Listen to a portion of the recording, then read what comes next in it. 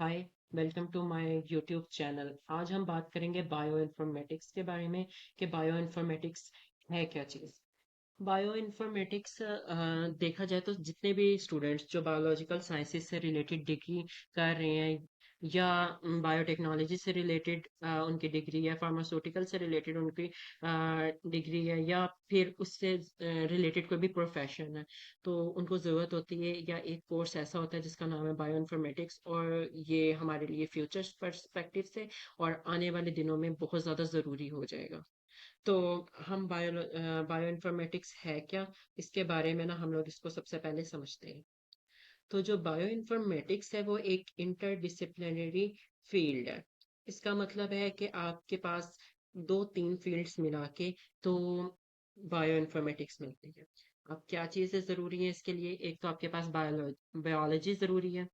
Next number पे आपके पास computer science की इंफॉर्मेशन आ जाती है, और उसके बाद आ जाती है स्टैटिस्टिक्स की।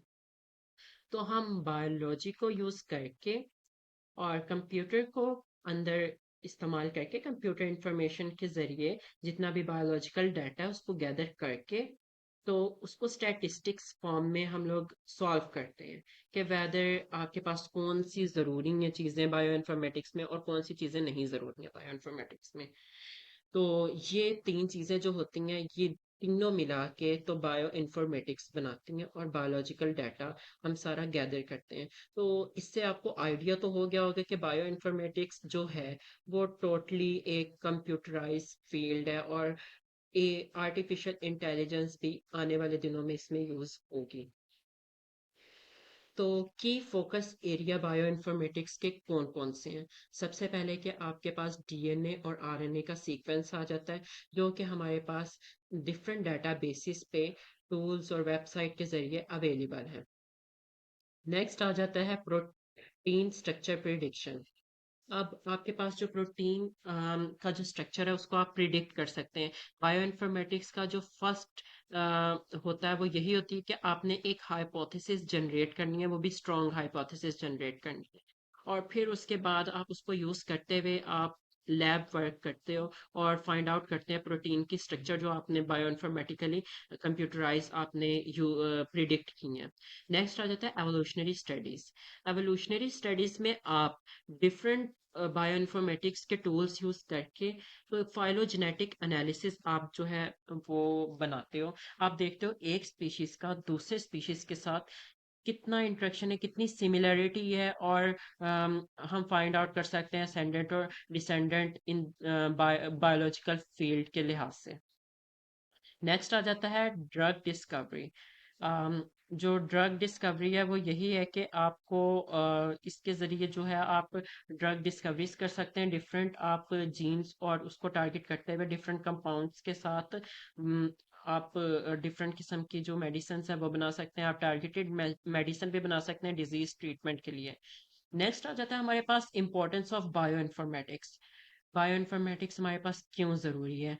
एक तो सबसे बड़ी बात कि आप एक बहुत बड़ा जो डाटा होता है, बिग डाटा, उसको आप कंप्यूटर के ज़रिए आप उसको हैंडल कर रहे होते हो, तो इसके लिए आपको कोई बड़ी लैब में जाने की ज़रूरत नहीं पड़ती। जैसे कि ह्यूमन जीनोम प्रोजेक्ट है जो हमारे पास ऑनलाइन डिफरेंट डेटाबेसिस पे अवेलेबल है। आपको जिस इंसान के जीन्स, किसी भी जगह के जीन्स चाहिए तो वो आपको अवेलेबल है वहाँ पे।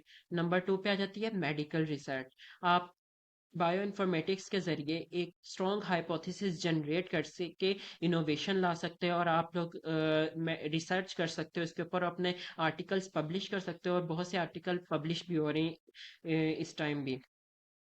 और तीसरे नंबर पे जो हमारे पास मोस्ट इम्पॉर्टेंट थिंग आ जाती है वो ये है कि ड्रग डिज़ाइन हम कर सकते हैं बायो इन्फॉर्मेटिक्स के ज़रिए। अगर आप, जैसे कि कोविड 19 वैक्सीन डेवलपमेंट है, सबसे पहले आप डाटा लेते हो ऑर्गेनिज्म का, देन उसके डिफरेंट कंपाउंड्स के साथ उसकी डॉकिंग्स वगैरह करवा के आप ये फाइंड आउट कर सकते हो कि इस जीन का एक्सप्रेशन आप रिप्रेस कैसे करोगे।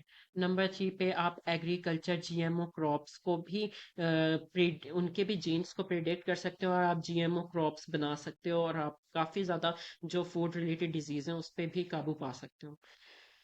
नेक्स्ट अगर हम आ जाए तो वो है हमें क्यों बायो इन्फॉर्मेटिक्स ज़रूरी है। ہے۔ سب سے پہلے کہ یہ آج کل جو انڈسٹری اور بایوٹیک اور فارما کی سب سے زیادہ ہائی ڈیمانڈ اسکل ہے۔